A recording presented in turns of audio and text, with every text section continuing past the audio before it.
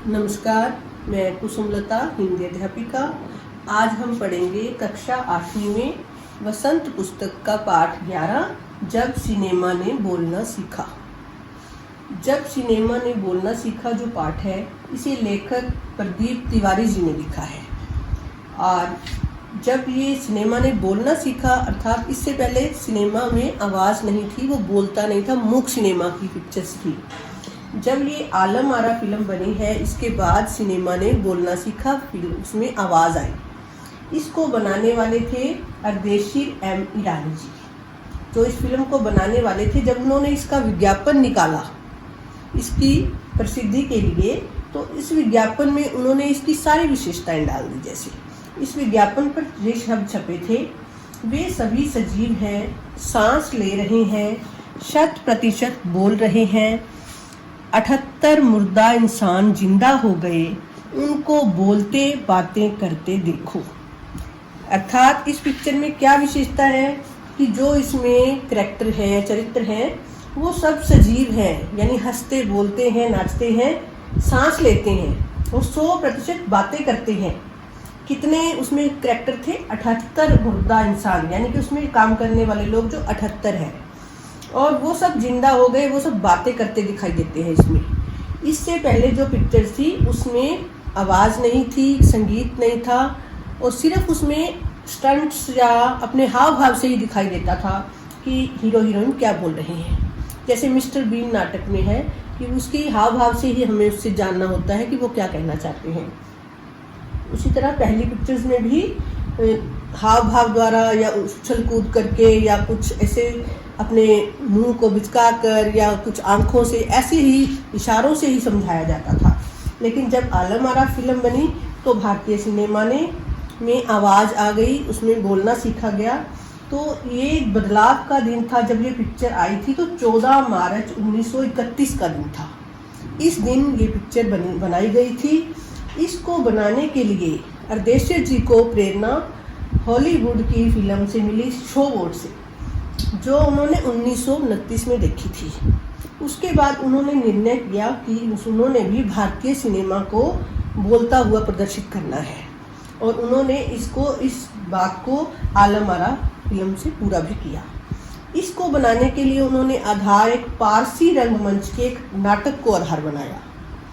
उससे पहले जब गीत संगीत नहीं था, तो जो नाटक में गाने आदि थे उन्होंने उसी तरह ही इस पिक्चर में ले लिए। इस पिक्चर से पहले तो जो हीरो था वो स्टंटमैन या पहलवान की तरह होता था, क्योंकि उसने अपने हाव भाव आदि से ही सब कुछ समझाना होता था। लेकिन ये पिक्चर बनने के बाद जो हीरो थे वो पढ़े लिखे होने चाहिए थे, इस प्रकार के हुए, क्योंकि उन्हें संवाद बोलने थे, संवाद याद रखने थे, और गायक अभिनेता भी प्रयोग हुए, क्योंकि इसमें जो गाने थे वो हीरो ने ही लाइव बोलने थे। अब जैसे अब है कि प्लेबैक सिंगर होते हैं, ऐसा नहीं था। तब पहला जो गाना बना था उसके पार्श्व गायक बने थे WM खान जी, और पहला गाना था खुदा के नाम पर दे दे प्यारे अगर देने की ताकत है। ये गाना जो पहला था, अर्देशीर एम ईरानी जी ने इस पिक्चर में जो नायक लिया वो थे विट्ठल जी, और नायिका जुबैदा नायक जो नायिका थी वो उर्दू बोलना अच्छी तरह जानती थी, लेकिन विट्ठल को उर्दू बोलने में प्रॉब्लम थी, कठिनाई आती थी, क्योंकि वो मराठी थी और मराठी पिक्चरों में भी काम करते थे। लेकिन हिंदी और उर्दू जो भाषा थी इसकी पिक्चर की, वो हिंदी उर्दू मिक्स हिंदुस्तानी भाषा थी, इसलिए उनको विट्ठल जी को ये बोलने में थोड़ी दिक्कत आती थी। तो अर्देशीर एम ईरानी जी ने उन्हें फिल्म से हटा दिया और उनकी जगह पर महबूब को ले लिया। लेकिन इस बात पर विट्ठल जी नाराज हो गए और उन्होंने अर्देशीर जी पर मुकदमा दायर कर दिया। इस मुकदमे को जीतने के लिए विट्ठल जी के वकील थे मोहम्मद अली जिन्ना जी, जो उस समय के मशहूर वकील थे, और जो पाकिस्तान के पहले प्रधानमंत्री भी बने। उन्होंने इस मुकदमा जीत लिया और दोबारा फिर नायक के रूप में आए। और उस समय के जुबैदा और जो विट्ठल जी थे, सबसे अधिक पारिश्रमिक पाने वाले हीरो हीरोइन थी, जिनको इस फिल्म में लिया गया। जी ने इस फिल्म में 3 वाद्यों का प्रयोग किया, हारमोनियम, वायलिन और तबला। उन्होंने स्वयं ही इसकी धुनें बनाई और स्वयं ही उन्होंने संवाद दिए। इसके बाद जब इस पिक्चर को बनाया गया तो साउंड प्रूफ के लिए इसको रात को इसकी शूटिंग की जाती थी 1 से 4 बजे तक, क्योंकि जो इनका स्टेडियम था वो रेलवे स्टेशन के पास ही था और रेलवे स्टेशन के पास होने के कारण गाड़ियों के आने जाने की आवाज़ आती थी और उस समय ये साउंड प्रूफ स्टेडियम नहीं होते थे, इसलिए इसको रात को ही शूटिंग की गई। और उस समय जो इस फिल्म को बनाया गया तो इसको देशी कंपनी ने इसके बाद 150 मूक फिल्में बनाई और 100 सवाक फिल्में। सवाक का अर्थ है बेटे वाणी के साथ, यानी कि आवाज़ के साथ। पहले जो मूक फिल्में थी उसमें आवाज़ नहीं होती थी, उसमें सिर्फ स्टंट पहलवानबाजी अपने स्टंट उछल कूद से ही अपना कर्तव्य दिखाते थे। लेकिन इस फिल्म के बाद इसमें फिल्मों में गाने आने लगे, लोगों गाने पसंद करने लगे, उनके संवाद लोगों के मुंह पर चढ़ने लगे।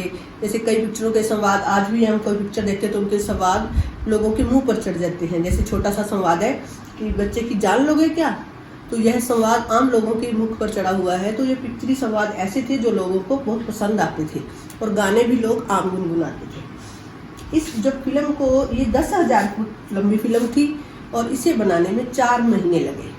जब ये फिल्म पहली बार मुंबई के मैजेस्टिक सिनेमा में प्रदर्शित की गई तो इतनी प्रसिद्धि पाई इसने कि 8 सप्ताह तक ये हाउसफुल चली और जो भीड़ उमड़ती थी इसको देखने के लिए, इसको नियंत्रण करने के लिए पुलिस की व्यवस्था करनी पड़ती थी।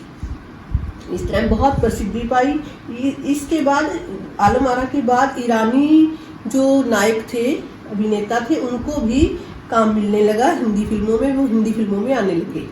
उसके ये फिल्म जो थी विदेशों में भी बड़ी अच्छी प्रसिद्धि प्राप्त की। श्रीलंका, बर्मा, पश्चिमी एशिया में बहुत पसंद की गई। इस फिल्म से क्या फ़ायदा हुआ हमें कि एक तो हिंदी भाषा थी जो उसको बल मिला। हिंदी भाषा को पहले उस समय में अंग्रेज़ों का राज था तो अंग्रेज चाहते थे कि अंग्रेजी भाषा को विकसित हो, लेकिन इस पिक्चर के माध्यम से लोगों तक आम भाषा पहुंची।